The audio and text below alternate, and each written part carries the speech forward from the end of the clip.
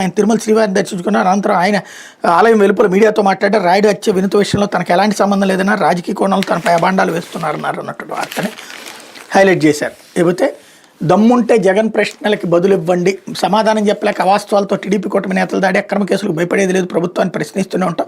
YSRCP MLA party రాష్ట్ర అధికార ప్రతినిధి తాటిపర్తి చంద్రశేఖర్. పోలవరం బనకచెర్లపై బాబుడు రామాలు. ఏపీ మంత్రి నిమ్మల, తెలంగాణ సీఎం పీఐబీ పరస్పర విరుద్ధ ప్రకటనలే దీనికి నిదర్శనం. మాజీ మంత్రి అంబటి రాంబాబు ధ్వజం అన్నటువంటిది హైలైట్ చేశారు. అట్లాగే పోలీసుల ఔన్నత్యాన్ని కాపాడేందుకు వైఎస్ జగన్ మాట్లాడారు. ఆయన అభినందించాల్సిపోయి ఆక్షేపించిన విడ్డూరం పోలీసు అధికారుల సంఘం వ్యాఖ్యలపై నలమూరు చంద్రశేఖర్ రెడ్డి. నగర్లో 2 కౌన్సిలర్ల అక్రమ అరెస్ట్ అంటూ రెడ్ బుక్ రాజ్యాంగానికి ఇదే నిదర్శనం అంటూ మాజీ మంత్రి రోజా ఆగ్రహం. తమిళనాడులకు 7 టిప్పర్లతో ఇసుక అక్రమ రవాణా చేస్తున్న నగర టీడీపీ ఎమ్మెల్యే గాలి భానుప్రకాష్ బ్యాచ్ పట్టుబడగా తప్పుడు వాంగ్మూలంతో పోలీసులు వైఎస్ఆర్సీపీ కౌన్సిలర్లను అరెస్ట్ చేశారు.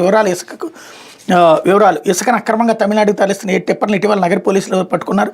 ప్రధాన సూత్రధారి అయిన భరత్ను అదుపులో తీసుకున్నారు. టీడీపీ ఎమ్మెల్యే గాలి భానుప్రకాష్ అంచాడని భరత్ ఇచ్చిన తప్పుడు వాంగ్మూలంతో వైఎస్ఆర్సీపీ కౌన్సిలర్ బీడీ భాస్కర్ బిలాల్పై పోలీసులు అక్రమ కేసులు నమోదు చేసి బుధవారం అర్ధరాత్రి అరెస్ట్ చేశారు. వాళ్ళని గురువారం ఉదయం 11 గంటలకు పుత్తూరు సబ్ కోర్టులో హాజరుపరిచారు. విషయం తెలుసుకున్న మాజీ మంత్రి రోజా పుత్తూరు కోర్టు వద్దకు చేరుకున్న ఎస్ఐ విజయ్ని పలు ప్రశ్నలతో నిలదీశారు. ఇసుకను ఎక్కడ అక్రమంగా తరలిస్తుంటే వీరిని పట్టుకున్నారు.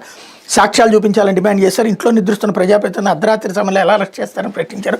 అసలు రాజంపేట నుంచి నగరం మీదుగా తమిళనాడుకి అక్రమంగా ఇసుక తరలించడం వైఎస్ఆర్సీపీ కౌన్సిలర్ సాధ్యపడే విషయమేనా అని నిలదీశారు. అన్ని ప్రశ్నలకు సీఐని అడగాలంటే ఎస్ఐ నీళ్లు నమ్మలేరు. ఇసుక మాఫియాకు ప్రధాన సూత్రధారి అయిన గాలి భానుప్రకాష్ ప్రధాన అంచుడు భరత్ నుంచి తప్పుడు వాంగ్మూలం తీసుకున్న వైఎస్ఆర్సీపీ కౌన్సిలర్లపై అక్రమ కేసులు బనాయించారు. రోజు ఆగ్రహం వ్యక్తం చేశారు.